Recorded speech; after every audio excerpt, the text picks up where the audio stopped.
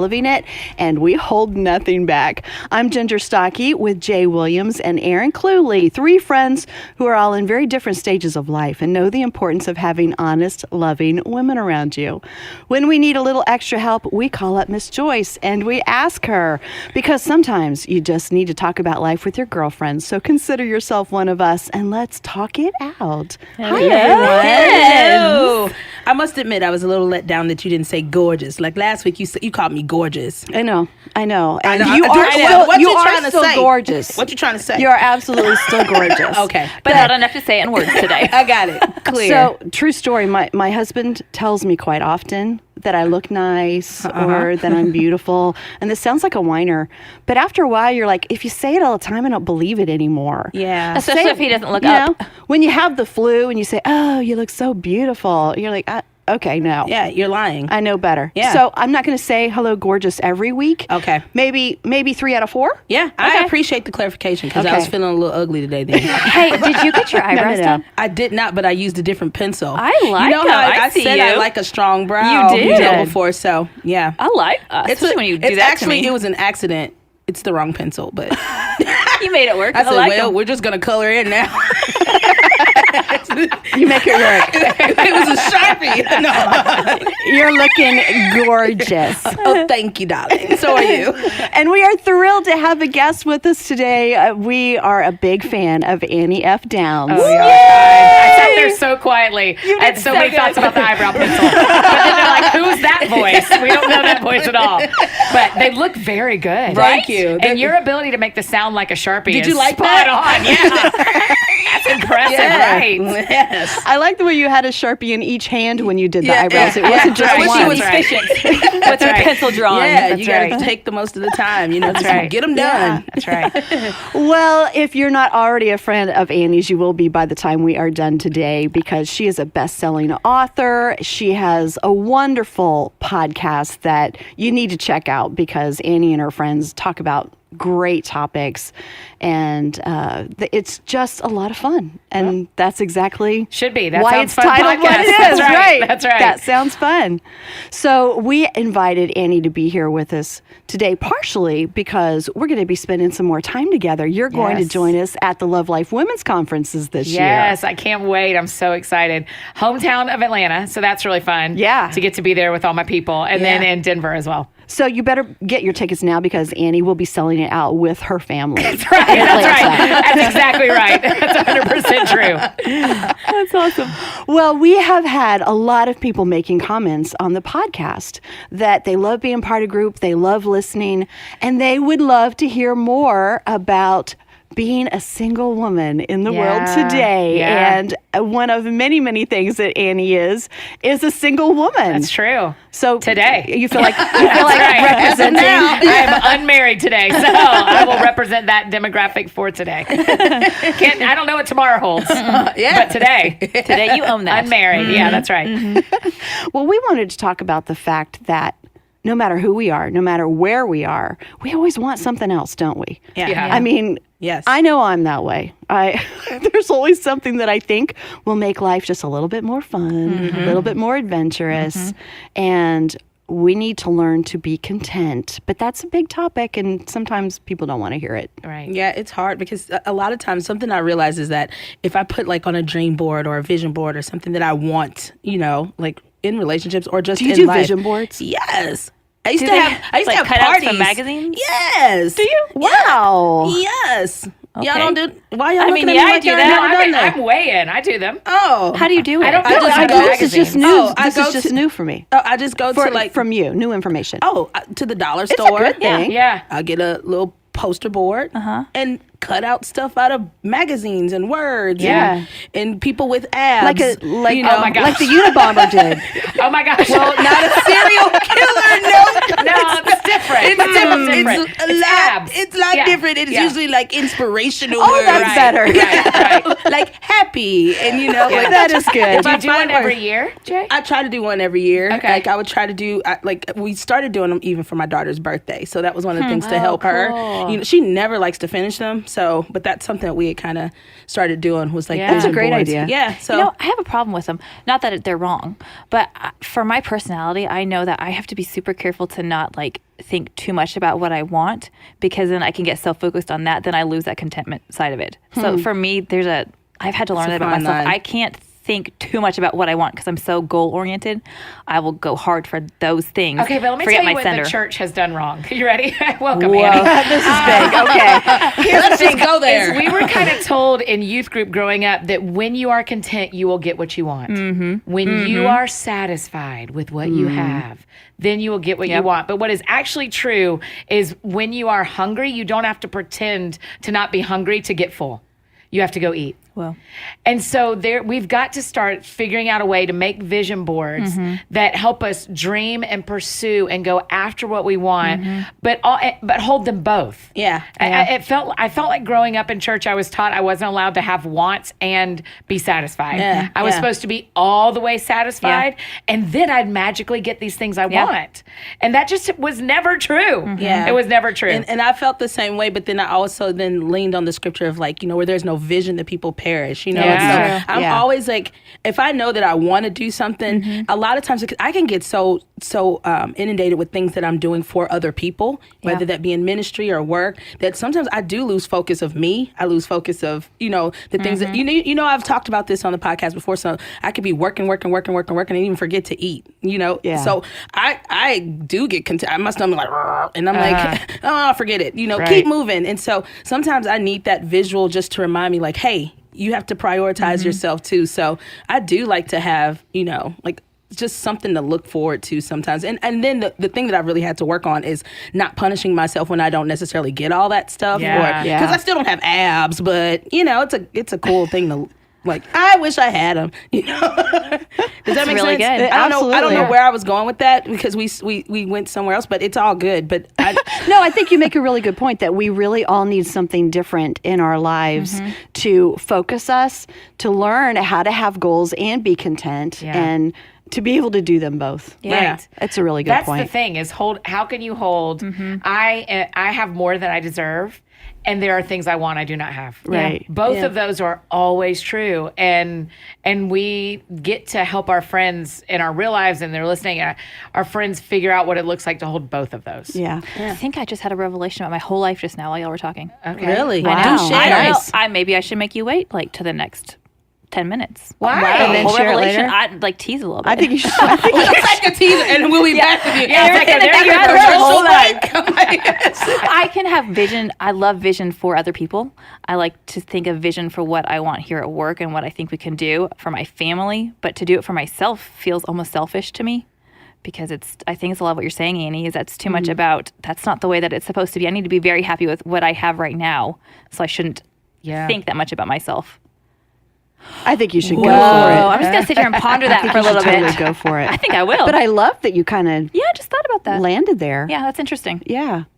So we actually got some questions from all of our friends, and so I'm gonna ask you a few questions from them, Annie. Okay. So this one says, "How is it okay not to be happy being single, despite being happy with and in yourself?" Totally. Right? I mean, I think, I totally think you can say, this is not the life I want. And the question is, are you sitting at home and saying that to yourself or saying that to Facebook? Yeah. Or are you feeling that and still going out and meeting people? Yeah. That is such a And key. are you still doing living anything? your Yes. life? Are you doing anything to Yeah. remedy the thing that bothers you? Because we aren't in control of.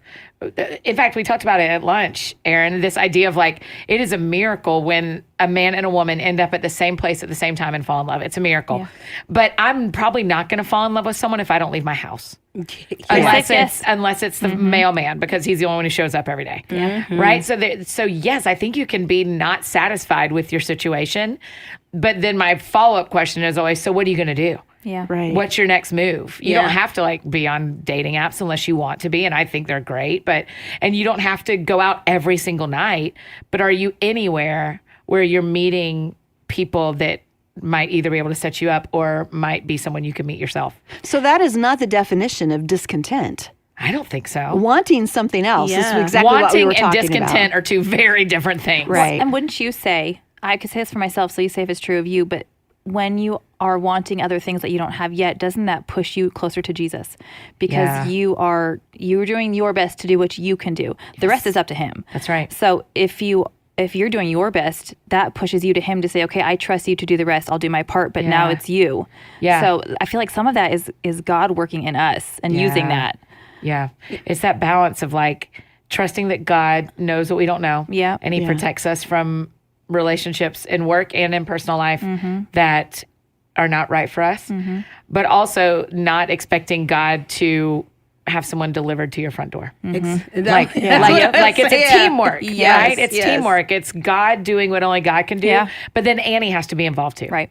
If I want to see a change. Well, it's also a mistake for us to assume that everyone is in that same situation, that every woman who is not married Wants to be married. Totally. Exactly. That's an expectation of all women that's not accurate either. That's right. And if we delight ourselves in the Lord, he will give us the desires of our heart. Yeah. And I don't think that means we get every little thing we want. I think that means when our focus is on him, he changes our heart to want those things that fit into his plan for our that's life. right. To match his desires. And so it can be a long process. Sometimes we don't always get all those things Yeah. in our timing either. What I can know is God's promise for me is Psalm 37:4, that he will give me the desires of my heart. He has not promised me a husband and children. Those are desires of mine.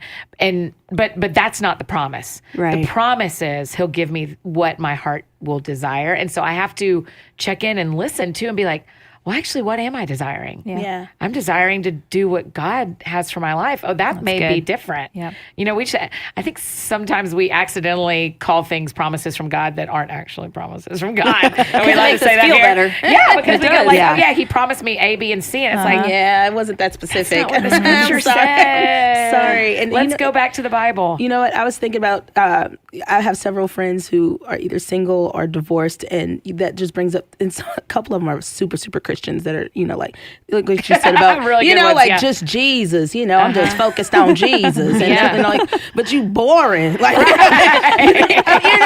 you're not doing anything with your life. And so what I Right. hear you saying is, trusting God in the process, being content where Yeah. you are, but still living Yes. life. And then another thing you said about the apps, and Yeah. also adjusting to time, Yes. adjusting to That's the so good, time, Jay. because a lot of people that are out there that are single are just like, oh no, I'm not using no apps, or I'm not getting on no, online or anything, but adjusting to the times.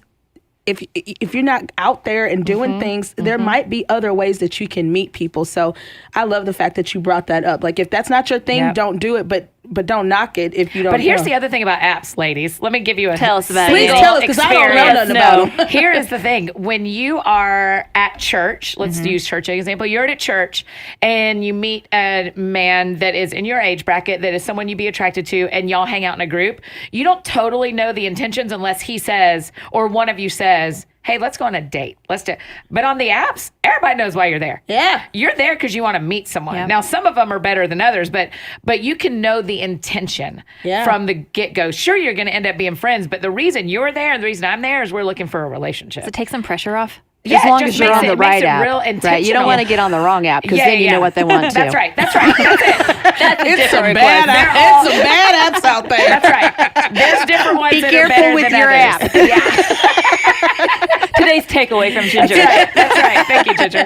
But yeah, I mean, it's exactly what you said, Aaron, Yeah. of like, it takes off a little bit of the pressure because you aren't doing that. What are we doing here? Yeah. Like, I think, what does this mean? You aren't like reading the tea leaves of the Yeah. dating relationship. You're like, oh no, I met him on an app where we are looking for a partner. Yeah. Yeah. And so it just makes, I'm 2 thumbs up for Christians using dating apps. So, how are you staying content in this season, and what do you focus on in this season of singleness?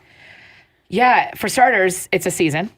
And so there are things I can do right now that I will not be able to do when I'm married with kids. And so part of it is listing. I mean, I actually keep a list of things I get to do right now that I will not get to do when I'm married with kids. There are things that I will lose. If you, not you, I won't speak about any of you guys. I probably have often thought when I get married, then I get everything. I never think about what you lose. And as I have grown in myself and in my faith, it has felt like the Lord's been like, hey, remember, once you're married, travel changes. Hey, once you're married, how you spend your money changes. Once you're married, even your relationship with God shifts. Because I remember so clearly one time, y'all, I was seeing somebody and I was getting ready in the morning and in my house, and he was not there. And I was blow drying my hair, and I felt the Lord say, if this is the right guy, you and I change forever. Wow. And it stopped me in my tracks. Yeah.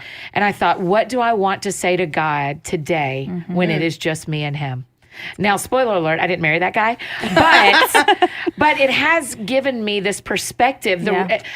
Contentment is a weird word for me too, probably because of some of the teenage grown up in the 90s and 2000s that the three of us have talked about.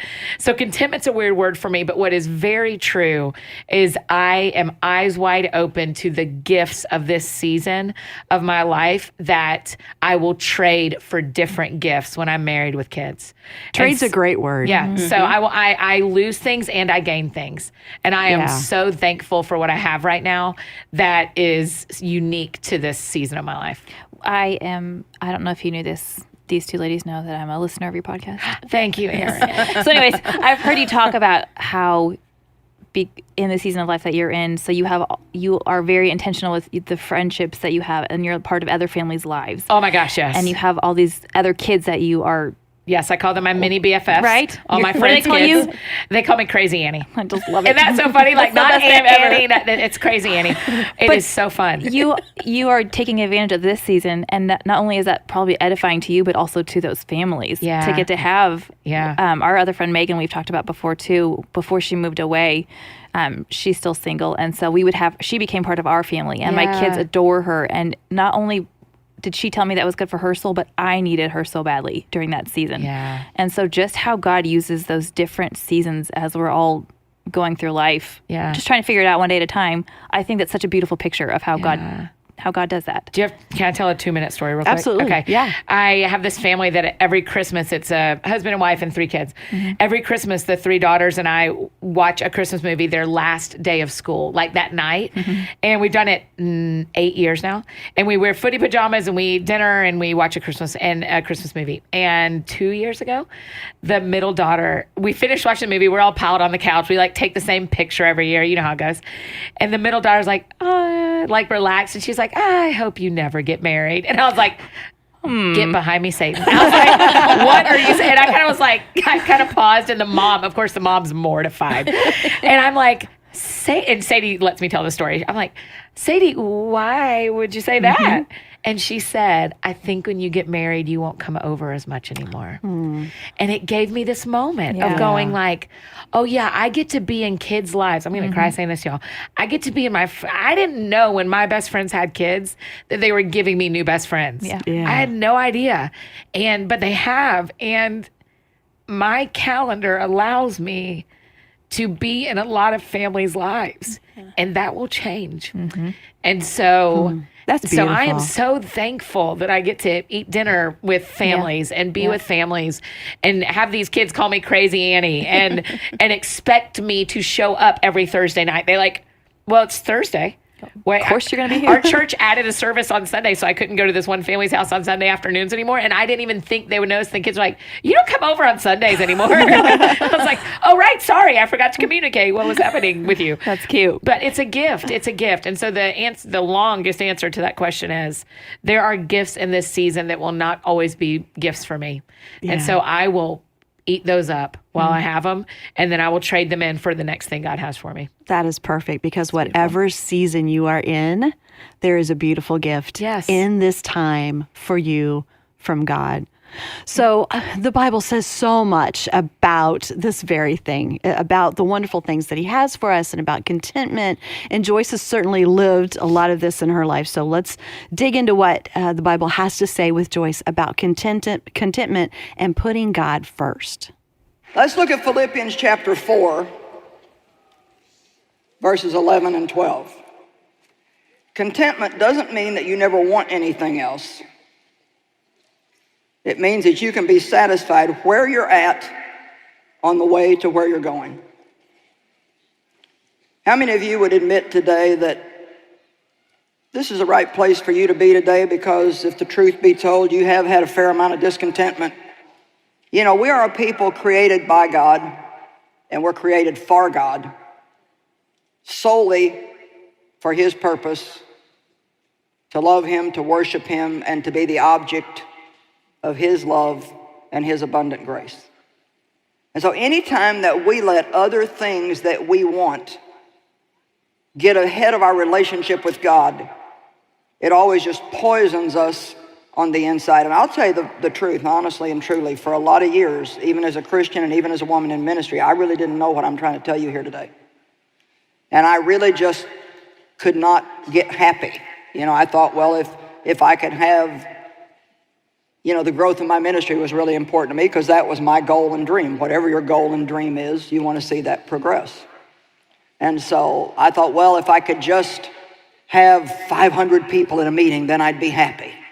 Of course, then when I got 500, then it was like, well, if I could just have 1,000 people at a meeting, then I would be happy. Some of you have more money now than you ever thought that you would have in your life, and still there's a thing in our flesh that wants more.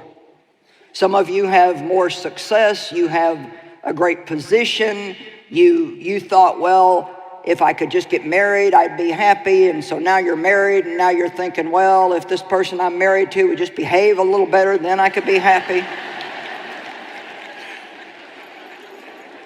Well, I could be happy if I had a bigger house, so now we got the big house. Well, I would be happy if I had somebody to help me clean this big house. So then you get somebody, you don't like the housekeeper. Well, I would be happy if I could get along with this person who helps me clean the big house. Come on, is anybody home today? Whatever it is that you think that you need today to make you happy, I can tell you that it really won't do it for very long. It might for a short period of time, but it won't do it long term. But if God is first in your life, I mean first, seek ye first the kingdom and His righteousness, then other things will be added unto you, and you can have them with joy. God is like, He's jealous in the way that He doesn't want anything else to be before Him, because He knows that we were created solely for Him and by Him, and that we don't function right when we put anything else ahead of Him. So when God tells us to keep Him first, it's for our benefit that He tells us that, because that's the only thing that can truly make us happy. Now, the Apostle Paul in Philippians 4, verses 11 and 12, not that I am implying that I was in any personal want, for I have learned how to be content, satisfied to the point where I'm not disturbed or disquieted in whatever state I am in. I love that. I've learned how to be content no matter what state I'm in. I know how to be abased and live in humble and straitened circumstances, and I know how to enjoy plenty and live in abundance. I have learned in any and all circumstances the secret of facing every situation, whether going well-fed or going hungry, having sufficiency and enough to spare, or going without and being in want. I have strength for all things through Christ who empowers me. Now, I personally think that we may be bordering on being guilty of having abused Philippians 4:13. Because we tell people, oh, you can do anything. You've got the ability to do anything. But Paul was talking about something specific there. He said, look, you have the strength to stay happy if you're not getting what you want, and you have the strength to be happy if you are getting what you want. You have the power of God to be happy no matter what. So knowing that we have that power because of God in our life is so great, because I often don't think that I have it on my own sometimes. You know, there are so many areas that I am very content, and other areas that I want more. I just know that there's more for me, but there's still contentment in all of that. And to be honest, because I've been married my whole life, so like, I just pretty much Since birth. pretty much came out that way. And so I am one of those people. I was very driven. I did not want to get married. I got married with the That's so understanding. annoying. I know, and it's okay to say that. I love that. I love that about you. I got married with my husband with the agreement that we would not have kids. Oh, wow. And it wasn't because I love children so much. It wasn't because I didn't love children. It was because I wanted to sow into other children in the world. You know, it's one of those Christian things that you're talking about. Yeah. Was that there's so many hurting children all over the world, and I want to go. And I meant that with all my heart. So anyway, I wasn't going to get married. I wasn't going to have any kids. And so then when God put this man in my life that I loved, and after we had been, you know, dating for many years, it was like, it wasn't many years. It was just through college, but Yeah, So that's a while. many. but then you're like, okay, I mean, when you're 21, that's a fourth of your life. exactly, So, exactly. yeah. And so then it's, all right, how am I content? Is my contentment going to come from what I thought my dreams always were? Do I leave this person now? Or do I walk this new path where I think God is taking me? And I think it's kind of like the flip side of it. It wasn't what I was panicked getting married because I'm too young and this is not what I wanted. I love this guy. What do I do? And Tim knows this, so it's all good talking about it. The girls know, you know, that we weren't thinking about kids, and God completely turned that around. And it's the most wonderful thing, you know, at this time in my life that I've ever done. But I think the point is what we think will make us happy is not always what really makes us happy. And God knows so much better. Yeah, so much better. I mean, how many guys, for those of you who didn't get married at birth, I mean, how many guys that we didn't date that we wanted to date? I look back now and go, man, the guy I would have married in college, what would I be able to do this job? Right. Would I be doing the thing God has made me to do if I'd have been married 20 years ago? The answer is no. Yeah. It doesn't mean one's right or wrong. It meant for my story that he just knows. Yeah. Yes. He is better than good to me. And so I am aware that he knows what I don't know. In fact, my prayer life has changed, particularly when it comes to dating, where instead of going, I mean, I say what I want, Jay, like I say the desires of my heart, like this guy, I would like for this guy to work. But also, if there are two gardens here, and one of them is that this is the right guy and one of them is that he isn't, I'm going to pray that you'll grow the right one. Grow the right garden and let me see fruit in the right garden, because I know you know what I don't know. Yeah. So I'll tell you my desires, but I'm going to pray both gardens and let you grow the one Right. and show me the fruit from the one and then I go like, well, this was easy. Yeah. That Because guy wasn't right because where we want to be is where God puts us. Yes. That's so mature, but that's really not the culture that we live in. Like, most people don't do that. You know, most people I've been think single a long time, sister. I've had a lot of practice. So I'm saying like Yeah. a lot of people today. I counsel so many girls and help them so much, like with, oh, this guy, like, I mean, he's really not a Christian. He doesn't really go to church and he doesn't do this, but I believe he's going to start coming to church with me and Girl, he's I've going to done start, it. you know, he's Yep. going to start getting better. And it's like, well, what do you, like, you can't make him into what you want. And that's something, that was a false perception I had at marriage at birth. You know, I felt I was 20 as well. And so I was like, I thought that he could develop into what I wanted. Yes. Yes.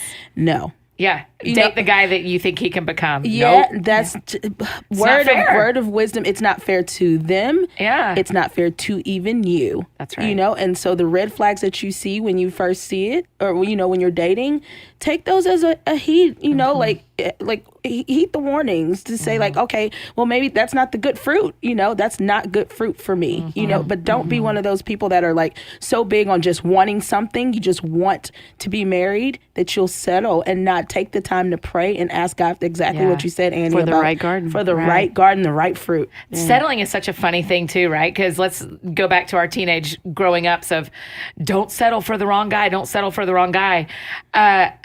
I think where we have to handle that really carefully is what really matters. Well, his faith really matters. Because who do you want to be parenting children with if you're going to have children? So his faith really matters. To me, there's other things that matter. His job matters. There is one. You know, like it matters that he has a job. But then you meet someone who is a different, comes from a different background as you, or a different race, or has grown up differently than you, or for me is a Florida Gator. I can't. That feels like settling. line right? is drawn. Right? And then you also need that community in your life going like, hey, it's not settling if he's different than you thought you Yeah. were Right. expecting. Yeah. Settling is, we need to use that word on the things that cannot change. Yeah. For faith people, a faith spouse. I had a non-Christian friend, Jay. I had a non-Christian friend, a guy say to me, please marry a Christian. And I was like, yeah, planning on it. Like, that's my plan. And he had been a non-Christian who married a Christian, and they had divorced. And he said, it wasn't that we didn't love each other. It's that we always used a different map of how we wanted our lives to go. That's huge. And that was huge to me. So there are things that would be settling, Yeah. but man, be open that he may have a different job than you think he's going to have. He may be a different age that you think he's going to be. He may be from a different background. There can be differences that are not settling. Yeah. And we Yeah. need to give ourselves permission to like, oh, it isn't settling if my friend picks someone from a different church. Yeah. Or a Florida Gator, as my problem would be. Yeah. As a Georgia Bulldog, that's hard for me. And set realistic standards too. Yeah. I have some guy Yes. friends too that aren't even cute and want Beyonce looking Listen, girls. let's lean forward And he into leaned my in on that microphone. Bye. I need you to be Denzel then, because you're not Listen, Michael B. Jordan or I know. somebody. I'm like, you can be picky if you want to be alone. right, But looking how like about- Shrek, but you want Thank Beyonce. you. My Thank bad. you. Thank you. I mean, can I get a witness? That is the truth. Well, I think we've got time for one more question Okay.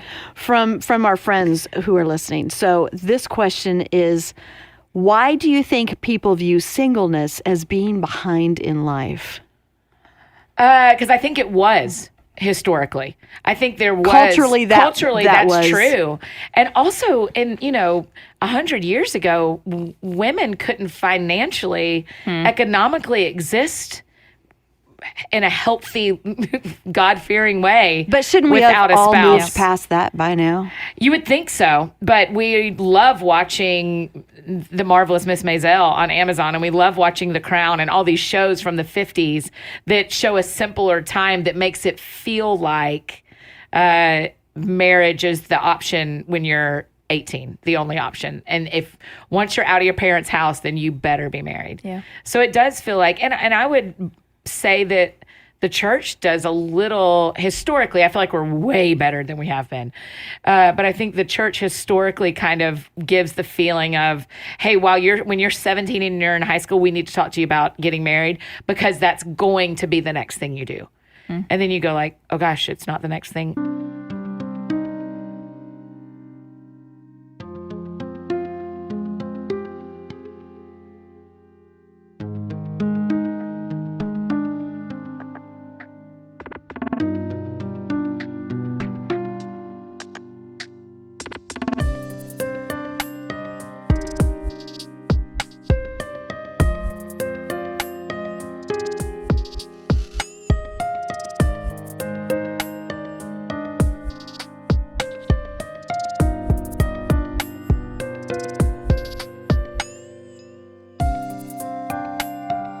Oh gosh, I went to college, and oh gosh, I didn't meet him, and oh gosh, and 30, and and so I think culturally, in faith, and just in the world, historically, it has been to be a person over 25 unmarried was delayed. It's different now, Yeah, I think. very. But you think. still get that vibe from people sometimes. Probably not at this point, not as much. Genuinely, it's it's almost like a hourglass shape. When you're in your 20s, it feels like, oh yeah, you're fine. Listen, you're fine. Live your life. Go travel. Da, da, da, da. And then you get like 28 and people are like, hey, is everything all right? Do you need something? Are you in counseling? You get, so the hourglass comes in from like 28 to 34 when most of your peers are having small children, when people are in those first years of marriage, and there's that feeling of like, you're behind. And then when you get 35, people are like, you know what? You're all right. you're fine. We were worried, but now we aren't. Like, it's like Yeah. they come back out of the hourglass a little bit has been my experience. I'm not sure if that's everyone's experience. But I also moved to a bigger city than where I grew up for my 30s. And so the dating age and the marriage age changed. Yeah. My peers that we're in our late 30s, my peers have preschoolers. My peers in my hometown have middle schoolers. And it's just a difference of what the city, Right. what the culture was like in that particular city. Well, I'll tell you, just like we were talking about how glad I am that God knows what I needed, even more than I did. Yeah. Because I'm, so happy that I followed the path that God took me on. But in the same way that God knows better, I have to realize that people do not know better. Yeah. That no matter what people are saying to me, if God's not leading me there, Yeah. then that's not the way to go. Yeah. And that's where contentment comes from too, because so often we do feel discontent because we're comparing ourselves to everybody else, or we're listening to what somebody else is saying that we should be or be doing. Yeah. And we have to stop that. I've been thinking about that in the past week too.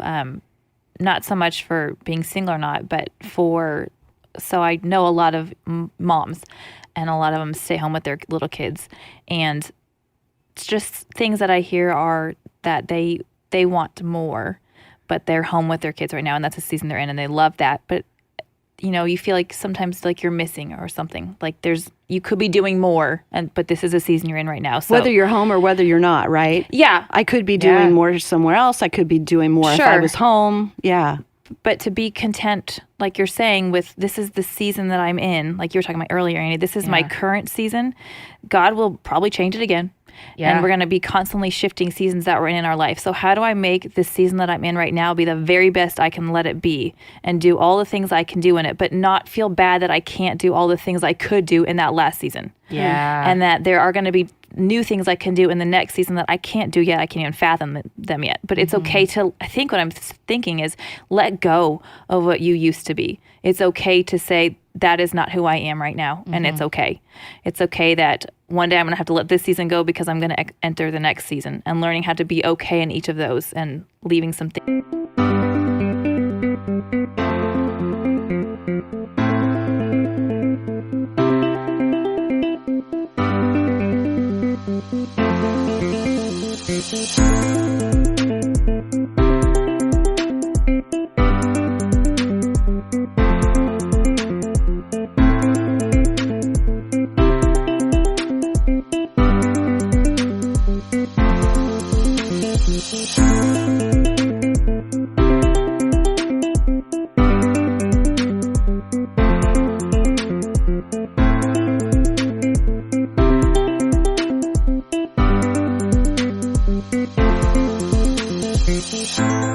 Behind. And I mean, if you think about the weather, it's winter right now when we're recording this. Yeah. If I'd have shown up in t-shirt and shorts and just been like, but I love wearing t-shirt and shorts, and you're like, that doesn't match the season. You're so ridiculous. You're ridiculous, Annie. You're freezing. I mean, there just is this, the nature models for us what we can do in relationship and spiritually too, of like, it is right and appropriate for me to wear a coat today. Now, in July, it's not. Right. And so I need to pay attention to the season because it tells me how to dress and what to do. And so for our friends who are stay-at-home moms right now, pay attention to your season. Yeah. Wear what you should wear. Yeah. You can wear sweatpants every day. I lived a life. Yeah. I would love that. And at some point when I get to do that, I will miss getting on airplanes a couple of times a month. Right. You will always miss a season you used to be in, but you can also always find something you love about the season that you're in if you are looking for it. Yeah. Because you're right, it always changes. Spring will come and summer will come, and we will wear shorts again, and we will wish it was cold one day.